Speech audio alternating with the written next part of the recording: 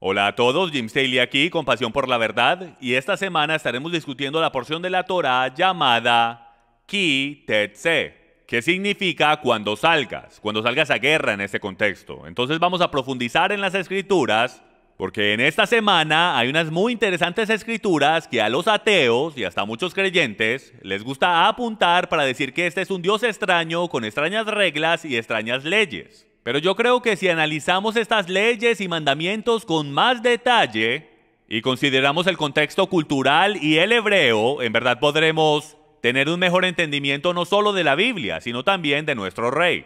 Y que cuando Él nos da instrucciones es porque tienen un propósito. Entonces profundicemos en la Biblia y comencemos con 1 de Pedro 3:15. Sino santificad a Cristo como Señor en vuestros corazones, estando siempre preparados para presentar defensa ante todo el que os demande razón de la esperanza que hay en vosotros, pero hacedlo con mansedumbre y respeto. Y esa palabra defensa en el griego es la palabra apología, que es de donde sacamos la palabra apologista.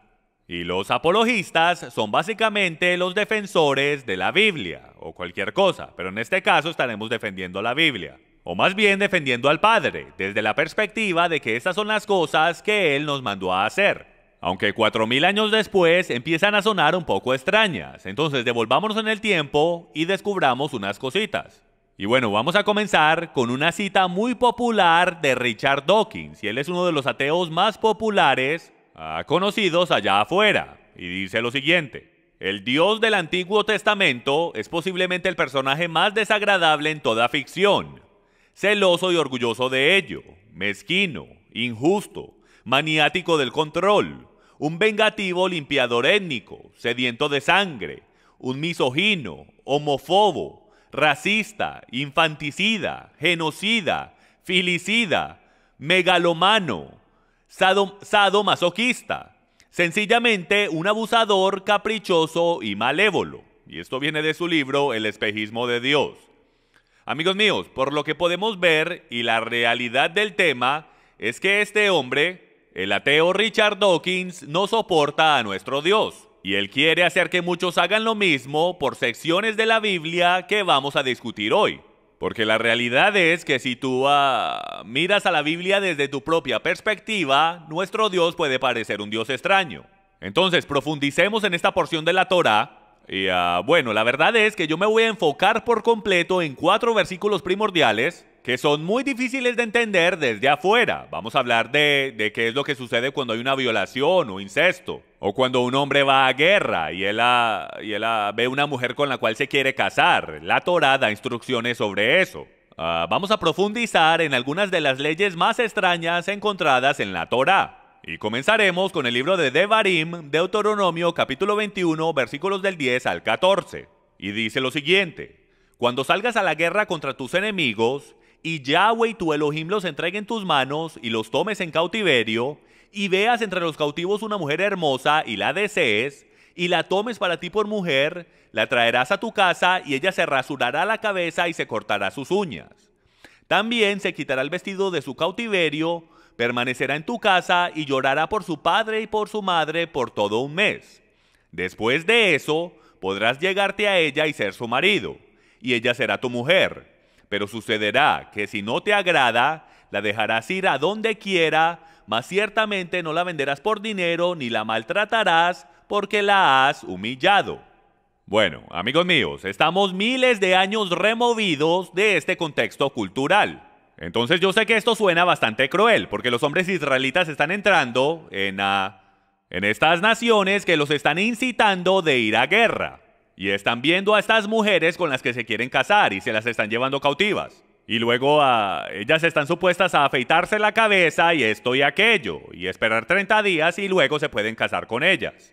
Bueno, primero que todo tenemos que entender el contexto cultural. En esas culturas... Y perdón, devolvámonos y digamos esto primero. Yahweh ya había dicho de que no te podías unir con las naciones paganas y con los jebuseos y esto y aquello. Entonces, ¿está Dios contradiciendo su palabra? No. Estas son otra clase de guerras. Estas no son las guerras que Él les ordenó para apoderarse de la tierra prometida.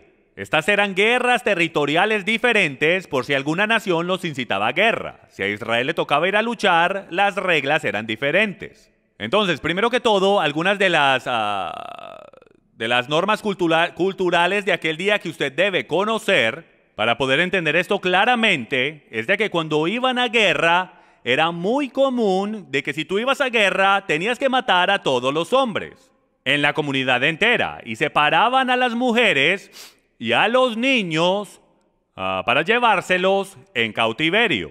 Entonces, lo que las mujeres de ese tiempo hacían es que se embellecían, se hacían bien bonitas porque sabían que hay una gran posibilidad de que sus maridos mueran en guerra y ellas definitivamente no podían proveer por la familia y sabían que alguien más tendría que proveer por ellas y por sus hijos y por eso se embellecían. Entonces, lo que está sucediendo es esto. Y primero que todo, la palabra deseo ahí en el hebreo no es la palabra lujuria, no es la palabra que se usa en el hebreo para lujuria o el deseo indebido. Esa es más bien la palabra hebrea de anhelar. Entonces, si ellos miran a una de estas mujeres y las desean porque son hermosas y anhelan tener una relación con una de ellas, este es básicamente el rápido noviazgo del ejército, si lo podemos llamar así, donde él se la tiene que llevar a ella. Tanto esto es un acto de misericordia, porque si él la deja ahí, ella se muere. No hay manera de que ella pueda sobrevivir. Un pueblo lleno de mujeres y niños no podía sobrevivir sin hombres. Entonces, esto no es como ISIS o las organizaciones terroristas de hoy que llegan y violan, terrorizan y destruyen a las mujeres y niños después de eso.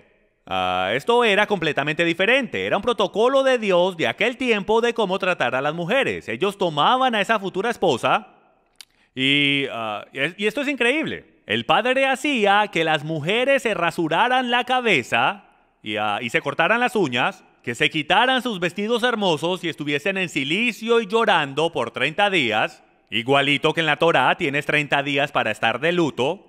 Antes de regresar a la vida cotidiana podías descansar y esto y aquello. Entonces estos hombres ahora están mirando a estas mujeres cuando ellas no están en su mejor momento, en traje de gala si puedo, las están viendo en el peor momento posible, sin cabello, llorando por 30 días, ellos no las podían tocar por 30 días, y lo que eso hacía era darle la oportunidad a ese hombre de verla como ella es en realidad. Y decidir si él en verdad quiere tomar a esta mujer en matrimonio. Si después de esos 30 días él todavía la quiere hacer su esposa, probablemente sí es verdadero amor y será una buena relación. Porque si él la puede ver a ella en su peor momento por 30 días, llorando, gritando de luto y en su peor apariencia física, entonces probablemente este hombre sí está persiguiendo la relación con los motivos adecuados.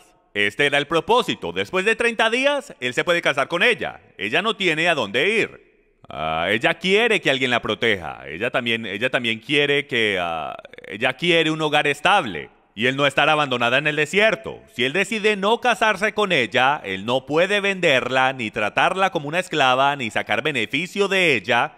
Ella de inmediato queda libre y se puede ir a donde quiera. Muchas de las escrituras de esta semana están lidiando con estas situaciones. Ahora entremos en las aplicaciones prácticas de esto para el día de hoy. Analicemos la mayoría de las relaciones hoy en día que están buscando matrimonio. Las relaciones de hoy son un gran ejemplo de cómo no deberías buscar matrimonio. Ni siquiera se conocen. La mayoría de las personas no toman el tiempo de conocerse. Y la realidad es que se están conociendo en su mejor apariencia día y noche. Miren cómo está establecido el sistema de noviazgo de hoy en día, donde las personas se arreglan todo el tiempo y no quieren que la otra persona, que su novio o su novia, los vean si no están como modelos. Este principio bíblico dice, hey, no tienen que estar como modelos todo el tiempo, deberían verse en su peor momento si puedo.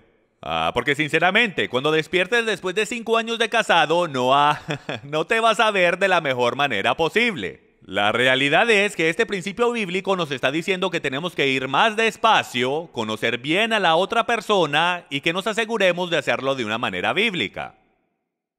Bueno, ahora hablemos del mandamiento de no arar con un asno y un buey juntos. Deuteronomio 22 es la misma porción de la Torá, donde dice que no debes arar con un asno y un buey juntos. ¿Por qué? Porque sería una pesadilla. Porque cuando les pones los yugos que van en el cuello a ese asno y a ese buey que están tratando de arar el campo, no podrán, porque ese yugo es para asegurarse de que estén caminando al mismo paso. Y si juntas a un buey, el cual camina a cierto paso, y a un asno que camina a otro paso, no vas a poder arar ese campo. Y el propósito de matrimonio y relaciones es el arar un campo. ¿Por qué? Porque cuando ya no puedas arar y hayas llegado a tu fin, esas semillas se levantarán y serán sustento para la próxima generación. Y un asno y un buey no pueden hacer eso juntos. Y el día de hoy tenemos a personas uniéndose en yugo, en relaciones y matrimonios que no deberían estar juntos. Y ni siquiera significa creyente y no creyente, aunque puede significar creyente y no creyente. Esto está más bien conectado simplemente con el paso. Si alguien no tiene el deseo de caminar en los mandamientos de Dios y caminar en su Torah y caminar en lo que yo llamo el principio del libro, con el espíritu del final del libro, Jesús, Yeshua el Mesías. Pero tú sí lo estás y no están casados todavía, eso es yugo desigual, no lo puedes hacer, está prohibido en las Escrituras. Pues sería igual que un buey y un asno. Son dos personas que están caminando, aunque están sirviendo al mismo Dios, están caminando en dos pasos completamente diferentes. Y si ya están casados, la Biblia requiere que ores por tu cónyuge. Pero si no están casados, tú estás supuesto a continuar siguiendo a Yahweh. Y orar por tu cónyuge, por tu futuro cónyuge, hasta que ellos crucen a este otro lado. O si no, tendrás que encontrar otra pareja.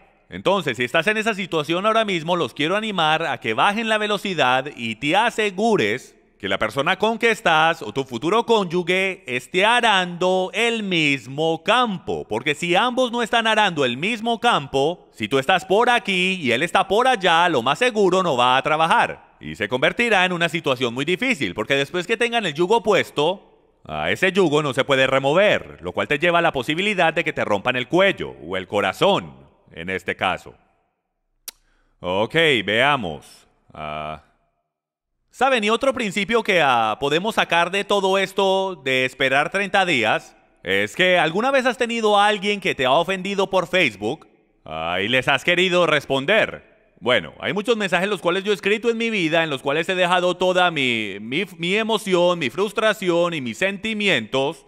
Y luego nunca los termino enviando. Nunca envíes un texto ni un correo electrónico en medio de frustración.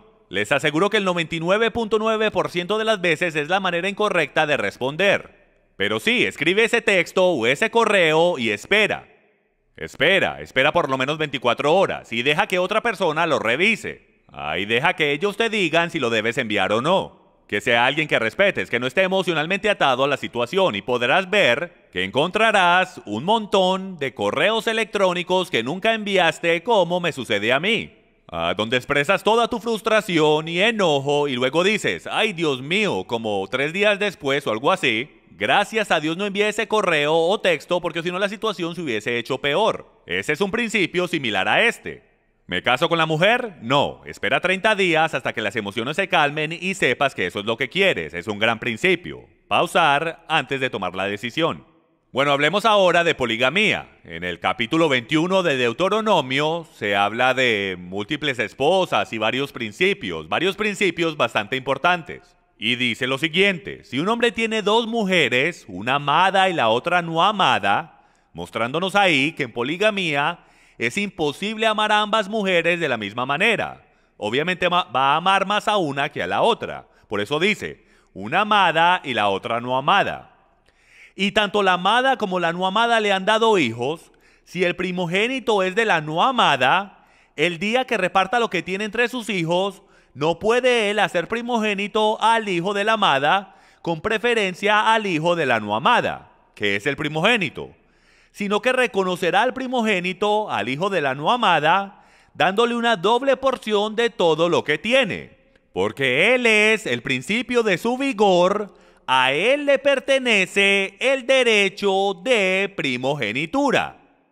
Escuchen, es bastante claro a través de este pasaje que el deseo del Padre es que sus hombres no se casen con múltiples mujeres. ¿Por qué? Porque es inevitable de que si él cometió un error tomando a una mujer, digamos que la conoció mientras que él estaba en guerra y se casa con ella y termina odiándola y decide que ya no la quiere, y tiene hijos con ella, pero ahora decide que quiere a otra mujer, y esa mujer le da un hijo y él dice, este es mi primogénito, este es el hijo de mi amada, este es mi primogénito. Voy a remover de la herencia al verdadero primogénito. La palabra de Dios dice, no puedes hacer eso. Si te casas con una mujer y terminas odiándola, de todas maneras tienes que honrar el derecho del primogénito. Y el principio que sacamos de esto es gigantesco. Porque número uno, esto está diciendo que más vale estés seguro de que amas a esta mujer y la vas a amar antes de casarte con ella. Porque después que lo hagas, los derechos del primogénito van a ir a su primer hijo. Punto. Y se acabó. Entonces, esto es algo crítico, porque la bendición del primogénito y la bendición que viene de esa semilla es bastante importante para Dios. Lo podemos ver a través de todas las escrituras. Lo podemos ver a través de Abraham, Isaac y Jacob. Tienes al primogénito carnal, tienes al primogénito espiritual.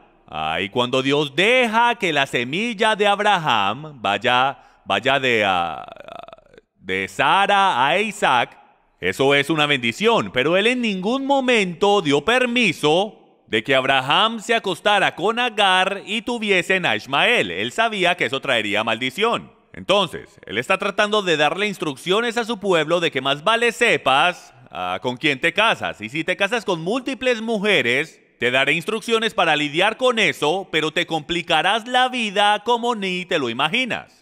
Y si tú igual lo vas a hacer, y esa es tu cultura, y decides hacer eso, estas son las reglas que tienes que seguir.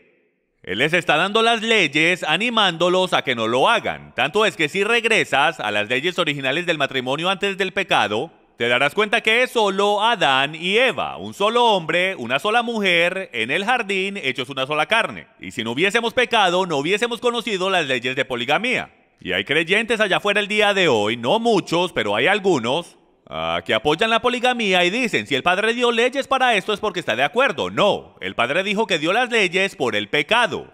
Mientras que el hombre pecaba, el Padre tuvo que crear reglas para que los hombres no se destruyeran, y las mujeres fueran abusadas, y los hijos fueran robados de sus herencias. Mejor dicho, las reglas fueron después del pecado. Tanto es, muchas de las reglas no van a ser encontradas cuando el Mesías regrese, porque vamos a volver a hacer cosas bíblicas de manera bíblica igual que antes del pecado. Entonces hablemos de esto por un momento. Hablando de poligamía, las escrituras declaran que los israelitas vivieron en Egipto por 430 años y llevaban con ellos prácticas y costumbres egipcias que sin duda alguna incluían la poligamía. Mientras están saliendo de Egipto, el padre les tiene que dar reglas basadas en lo que están haciendo para asegurarse, como les dije antes, de que cuiden a las mujeres y a los niños de su día. Está bien, continuemos ahora. Creo que ya tocamos ese tema y volveremos a las leyes del matrimonio más adelante. Vayamos ahora a Deuteronomio capítulo 21, versículos del 18 al 21. Y esto está hablando de un hijo rebelde que tú estás supuesto a apedrear. Y muchos ateos y hasta creyentes dicen, el Dios del Antiguo Testamento, ahora estamos bajo gracia, y este es un gran ejemplo. Aquí dice que apedrees a tus hijos. ¿Apedreas tú a tus hijos? Bueno, profundicemos y veamos lo que dice en contexto. Si un hombre tiene un hijo terco y rebelde que no obedece a su padre ni a su madre, y cuando lo castigan ni aun así les hace caso, el padre y la madre lo tomarán y lo llevarán fuera a los ancianos de su ciudad, a la puerta de su ciudad natal, y dirán a los ancianos de la ciudad, este hijo nuestro es terco y rebelde, no nos obedece, es glotón y borracho. Entonces todos los hombres de la ciudad lo apedrearán hasta que muera, así quitarás el mal de en medio de ti, y todo Israel oirá esto y temerá. Este es otro pasaje que a los ateos les gusta citar. Pero mientras analizamos y mientras profundizamos, descubriremos que es más de lo que podemos ver. Bueno, primero que todo, para que puedan llevar cargos a los ancianos y jueces, el hijo debe de ser un terco, rebelde, completamente indispuesto de obedecer a sus padres y autoridades, aun después de haber sido disciplinado, ser un rebelde, glotón y borracho. Entonces, obviamente, esto no es un niño de 10 años que está jugando muchos juegos de video y está siendo desobediente con sus padres y nosotros vamos a decir, vamos a apedrearlo. No, obviamente, esto es un hijo adulto que es un glotón, es promiscuo, es borracho, desobediente a toda clase de autoridad, a tal punto que está alterando la sociedad y destruyendo el nombre de la familia. A este punto lo llevan a los ancianos de la congregación y hay un verdadero beitín que ocurre aquí. Los padres no están simplemente apedrando a sus hijos, hay un juicio, hay un verdadero juicio que tiene que ocurrir. Porque ¿qué tal si el hijo es inocente y los padres le están tratando de hacer daño a ese hijo? Hay toda clase de gente loca allá afuera.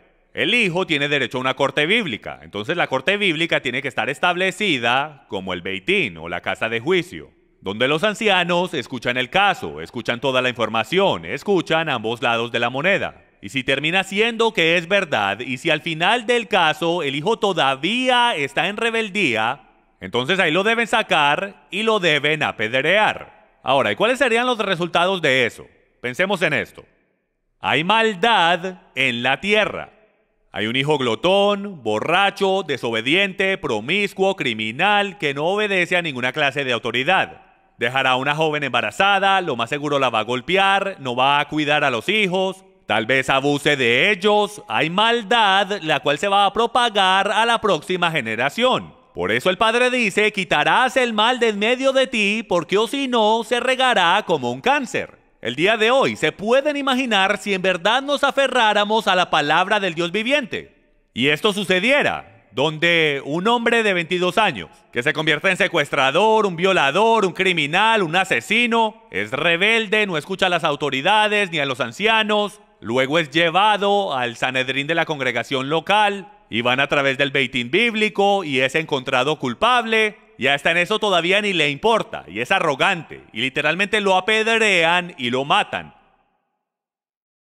Amigos, cuánta maldad y rebeldía no tuviésemos el día de hoy si pudiésemos guardar esta escritura. Ahora, no podemos porque no estamos en una sociedad teocrática. No estamos en una posición que podemos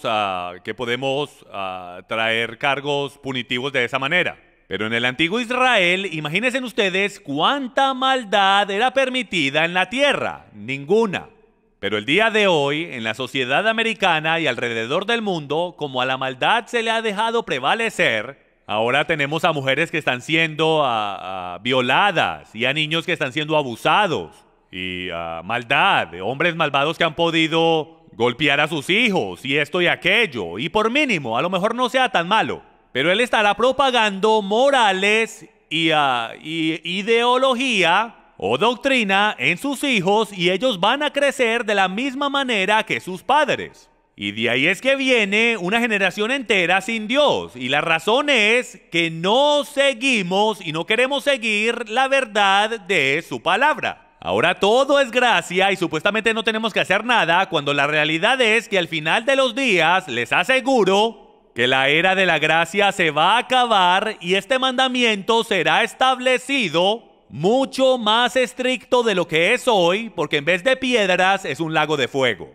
Debemos caer de rodillas y arrepentirnos de toda maldad. Ahora, no podemos criticar a Dios y decir que es un Dios injusto, como lo hizo nuestro amigo Richard. Tenemos que entender que hay verdaderas razones del por qué Dios hizo lo que hizo, y es porque Él ama a su pueblo. Él estaba creando reglas de protección para las mujeres y niños de aquel tiempo. Bueno, continuando, Deuteronomio 21 del 22 al 23. Y si un hombre ha cometido pecado digno de muerte y se le ha dado muerte, y lo has colgado de un árbol, su cuerpo no colgará del árbol toda la noche, sino que ciertamente lo enterrarás el mismo día, pues el colgado es maldito de Dios, para que no contamines la tierra que el Señor tu Dios te da en heredad. Amigos, y hay bastante aquí de lo cual podemos hablar.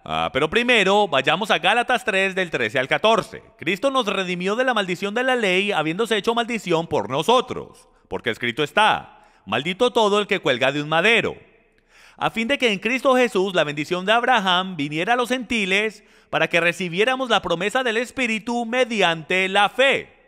Yeshua no solo murió por nosotros, Él tomó el lugar, Él tomó la posición de colgar en un madero y ser maldito de Dios. Entonces, esta porción de la Torá, esta escritura, está directamente conectada con Jesús, Yeshua, cuando colgó en el madero. Ahí se hizo maldito de Dios, y es el peor castigo determinado por la Torá, que dice que si cometes un crimen digno de muerte, y ese pecado es tan grave que eras colgado de un árbol, ¿por qué fue determinado el hacer eso?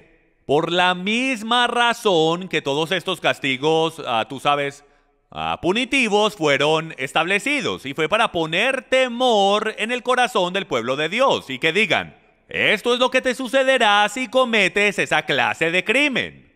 Miren a estas personas, deja que los niños miren a estas personas colgadas de un árbol para que así ellos nunca sigan ese camino. El día de hoy no vemos eso, no hay ninguna clase de temor en la juventud cuando se trata de servir a su Dios o no servir a su Dios. Y eso es porque ellos no ven ninguna consecuencia de sus pecados en lo absoluto.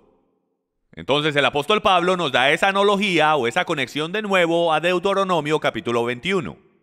Es revelar completamente el pecado. Dios le está diciendo, hasta en el peor de los pecados, quiero que expongas el pecado por lo que es.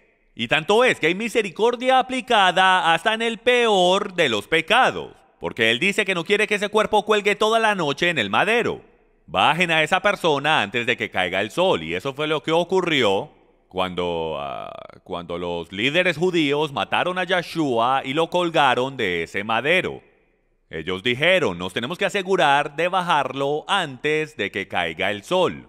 Cumpliendo este mandamiento aquí, hasta en el peor de los odios, hasta en el peor castigo, misericordia es dada. Y este es un gran ejemplo de cómo deberíamos tratar a nuestros hijos. Hasta con mis hijas, personalmente. Si tengo un hijo que cae en rebeldía y necesita disciplina, hasta después de esa corrección, después de esa disciplina, después de ese tiempo, donde están llorando, yo voy a tener misericordia de ellos, los voy a tomar, los voy a abrazar y les voy a dar instrucciones.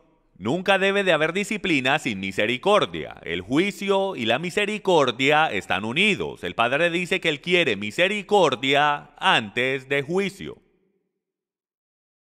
Deuteronomio 22 del 1 al 4 dice lo siguiente. Si ves extraviado el buey de tu hermano o su cordero, no le negarás tu ayuda, lo devolverás a tu hermano. Pero si tu hermano no es tu vecino o no lo conoces, lo recogerás en tu casa, estará contigo hasta que tu hermano lo busque y se lo devolverás.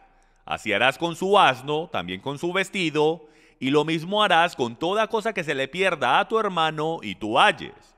No podrás negarle tu ayuda. Si ves el asno de tu hermano o su buey caído en el camino, no te apartarás de él, le ayudarás a levantarlo. Lo increíble de esta escritura es que se trata por completo de amar a tu prójimo, de ir más allá por tu hermano. ¿Cuántos de nosotros en verdad nos esforzamos de amar a nuestro hermano? Sí, es muy fácil amarlos cuando hacen algo por nosotros o cuando los vemos en la calle o en la tienda o en la iglesia, pero ¿cuántos de nosotros en verdad vamos más allá de expresar nuestro amor por nuestros hermanos? De que cuando un hermano venga y nos diga, se me ponchó una llanta o me pasó esto, ¿cuántos de nosotros en verdad tomamos el tiempo para mostrarle a esa persona que son importantes para nosotros, comprándoles una tarjeta o ayudándolos en su situación, cuando ni siquiera están esperando ayuda? Muy pocos de nosotros hacemos eso en realidad, y me estoy hablando a mí mismo. En la velocidad que yo ando y con todas las cosas que yo tengo que hacer, hay veces no tengo ni tiempo para mí. ¿Cómo voy a ayudar a los demás si no tengo tiempo ni para mí mismo? Yo mismo me estoy prohibiendo el no poder amar a otros, pero los voy a animar a ustedes el día de hoy, que en los días antiguos, cuando tu prójimo perdía algo, no solo debías orar por ellos, sino que también sales del trabajo temprano en ese día y vas y le ayudas a tu hermano a buscar ese asno o a ese buey que está perdido en el bosque o en el desierto. Y vas mucho, mucho más allá de lo que se esperaba de ti. Y los quiero animar a ustedes esta semana a que ayuden a alguien yendo más allá de lo esperado. Tanto así que miren lo que dice Yeshua. En Mateo 5, habéis oído que se dijo, amarás a tu prójimo y odiarás a tu enemigo. Pero yo os digo, amad a vuestros enemigos y orad por los que os persiguen, Porque si amáis a los que os aman, ¿qué recompensa tenéis? ¿No hacen también lo mismo los recaudadores de impuestos? Y si saludáis solamente a vuestros hermanos, ¿qué hacéis más que otros? ¿No hacen también lo mismo los gentiles? Por tanto, sed vosotros perfectos como vuestro Padre Celestial es perfecto. Y perfección es definida en esta escritura como el ir más allá por aquellos los cuales ni siquiera te quieren. Ahora, es genial el poder hacer algo por aquellos los cuales tú quieres. Pero ¿cuántos de nosotros, si supiéramos que a nuestro vecino, el cual nos odia, se le perdió el perro, cuántos saliéramos a ayudarle a buscar el perro? Eso es el ir mucho más allá de lo humano, eso es sobrenatural, y esa es la característica sobrenatural del Mesías, de ir más allá por aquellos los cuales no te quieren. Entonces, no solo los reto a que encuentren a alguien y hagan algo por ellos, también los reto a que hagas algo por alguien que tú sabes que no te quiere. Trata de encontrar una necesidad y mira a ver si la puedes cumplir. Porque la verdad es que ese es el amor de Cristo, señoras y señores. Si te das cuenta que un hermano tuyo o un enemigo tuyo perdió su trabajo y no puede pagar la renta, ¿lo ayudarías tú a pagar la renta? ¿O le ayudarías comprándole mercado, o pagándole el carro, o le darías una ofrenda? La mayoría no. Lo más seguro dijésemos, bueno, se lo merece. Pero el amor de Cristo, ese amor en el cual debemos estar caminando, ese amor perfecto, dice que los debemos amar yendo más allá de lo esperado, y de eso se trata la porción de esta semana. Y esta es otra cosa que nos dice la Biblia, que no hay tal cosa como que me lo encontré. Tienes que hacer lo que tú más puedas para devolvérselo al dueño original. Bueno, y para terminar, quiero hablar de esta escritura, la cual pude haber conectado con la otra escritura que está hablando de violación e incesto, o con la que habla de que un hombre toma una mujer en guerra. Decidí dejarla para el final porque es una escritura muy mal entendida en la cristiandad, y es un tema el cual es muy discutido en todo círculo cristiano. Y eso es cuando un hombre, un joven o cualquier tipo de hombre, se acuesta con una mujer, está fornicando con ella o la deja embarazada. ¿Qué hacemos sobre eso? La Biblia de hecho nos dice qué hacer. Vamos a leerlo. Deuteronomio 22. Si un hombre encuentra a una joven virgen que no está comprometida o casada, y se apodera de ella y se acuesta con ella, y son descubiertos, entonces el hombre que se acostó con ella dará 50 siclos de plata al padre de la joven, y ella será su mujer, pues la ha desflorado. No podrá despedirla en todos sus días. Ustedes reconocen ahora. Muchos dicen que esto es una violación. Esto no es una violación. Deuteronomio significa segunda ley, o sea que es la segunda vez que la ley fue dada. Por eso tenemos que regresar a Éxodo para poder descubrir esta ley y poderla entender con todos los detalles. Vayamos ahora al mismo capítulo, pero en diferente libro, al libro de Éxodo, versículos del 16 al 17, y está hablando de lo mismo. Deuteronomio 22:28 es paralelo con Éxodo 22:16. Y dice lo siguiente: si alguno seduce a una virgen la cual no esté comprometida para casarse, y él la seduce para acostarse con ella, y se acuesta con ella, deberá pagar el precio de esposa por ella para que sea su mujer. ¿Ok? Y si el padre rehúsa dársela, él pagará una cantidad igual al precio de esposas vírgenes. Señoras y señores, esto es increíble. Esto es lo que significa. Si un hombre, digamos que es un joven de 24 años, decide que se va a ennoviar con esta muchacha y hasta se quiere casar con ella, pero él termina fornicando con ella, él en ese momento no tiene opción. Él ahora está requerido a casarse con ella y está requerido a pagar el precio de esposa también. Solo hay una manera de que él no se tenga que casar con ella, y es de que el padre de la muchacha diga definitivamente que no. Yo no quiero que te cases con mi hija, yo estoy en completo desacuerdo con esta relación. Ahí él no se tiene que casar, pero todavía está requerido a pagar el precio de la esposa. Señoras y señores, ¿cuántos jovencitos allá afuera el día de hoy dejarían de estar fornicando y de estar seduciendo a las muchachas, acostándose con ellas, si supiesen que se tendrían que casar con ellas? Hay muchos jovencitos allá afuera que se están acostando con muchachas y no se quieren casar con ellas. Pero si él supiese que en el momento que se acostó con esa muchacha se tendría que casar con ella y por encima de eso pagar el precio de esposa, y que si el esposo, perdón, el padre de la novia no quiere que se case con ella, de todas maneras tiene que pagar el precio de novia, que por lo general es 1 año de salario. Eso pararía la fornicación así de rápido, pero la realidad es que hay muchas situaciones y hay muchas personas que he conocido que han dejado muchachas embarazadas y son creyentes y aman al Señor y hasta piensan, bueno, esto como que no está bien. O se acuestan y deciden, ya no nos gustamos, no importa si ya no se gustan, están requeridos a casarse. En tanto es que él dice que no podrás despedirla o divorciarte por el resto de tus días. El Padre está tratando de poner temor en el corazón de estos hombres para que honren a las mujeres y para que hagan las cosas de la manera correcta. No lo hagas como los paganos. Esa es la manera en que lo hacen los paganos. La manera en que los paganos buscan sus parejas es que salen con cientos de mujeres y escogen una. Esa no es, y se acuestan con casi todas. La Biblia dice, no, si te acuestas con esa mujer estás requerido a casarte con ella. O sea, esta es una gigantesca... ¿Ustedes se imaginan qué diferente la sociedad fuera si la cristiandad enseñara y predicara esto desde todo púlpito a la juventud, de que si tú fornicas, estás inmediatamente requerido a casarte y a pagar el precio de novia por esa jovencita? Les aseguro que no tuviésemos tanto problema con la juventud del día de hoy. Hay una escritura que sí habla de una violación. Y está en Deuteronomio 22 del 25 al 27, para que vean que sí hay una diferencia. Pero si el hombre encuentra a la joven prometida en el campo, y aquel hombre la fuerza y se acuesta con ella, entonces morirá solo el hombre que se acostó con ella. No harás nada a la joven, porque ya no tiene la culpa, ella no hizo nada. No hay en la joven pecado digno de muerte, porque como cuando un hombre se levanta contra su vecino y lo mata, así es este caso. Cuando él la encontró en el campo, la joven comprometida dio voces, pero no había nadie que la salvara. Amigos, aquí la Biblia nos da instrucciones de qué es lo que se debe hacer cuando hay una violación o incesto. Y es de que si un hombre toma a una mujer y la viola, él tiene que morir. Ella no ha hecho nada malo, ella no se tiene que casar con él y él no se tiene que casar con ella.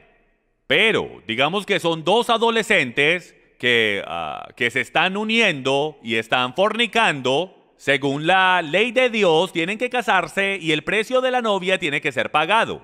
Si una mujer no está comprometida y un hombre la viola, según la Torá, se puede interpretar fácilmente que no solo él tiene que morir, sino que también tiene que pagar el precio de la novia porque él le ha robado su virginidad. Entonces, de nuevo, la Biblia nos da increíbles instrucciones en esta porción de la Torá de qué es lo que se debe hacer cuando un hombre va a guerra. Cuando un hombre va a guerra, él debe tener parámetros y si ocurre alguna cosa, el Padre nos da increíbles instrucciones de qué hacer cuando ocurra alguna cosa.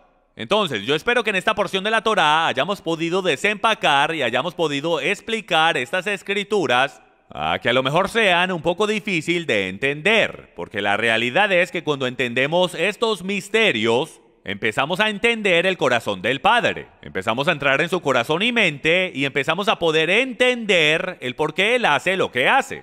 ¿Es en verdad Él un Dios malvado que dice quiero que hagan esto y quiero que hagan lo otro? ¿O será que hay propósito y principio en lo que Él dice, y no solo para aquellos días, sino que para estos días también? Quiero animarlos a que vuelvan a ver esta enseñanza, quiero que la analicen y se pregunten ¿cómo puedo sacar principios de esto para mí, para mi familia y para mi hermano? Si en verdad entendiéramos estas palabras, hermanos, pudiésemos ayudar y edificar a tantas personas que están en estas situaciones, que todavía no saben qué hacer, que están en relaciones indebidas, pero si nos preparamos podemos tomar estas escrituras y sacarlas como ejemplo.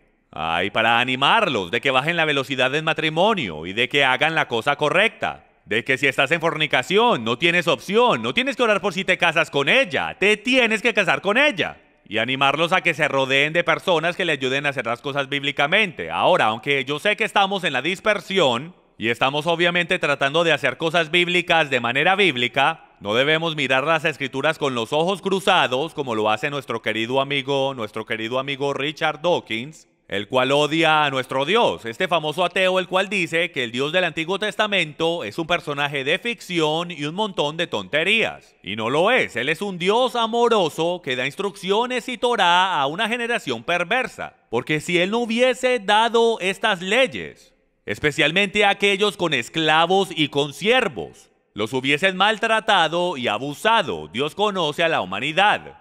Pero como Él es un Dios benevolente, y como Él sabe que íbamos a caminar en pecado, Él se aseguró que cuando cometieran errores e hicieran estas cosas, que la persona en el otro lado estuviese protegida y hubiese un balance. Este es Jim Staley con el Ministerio Pasión por la Verdad. Que el Señor te bendiga y te guarde, que alce su rostro sobre ti y los tuyos, y que al final del día, sobre todas las cosas, te traiga shalom. Hasta la próxima.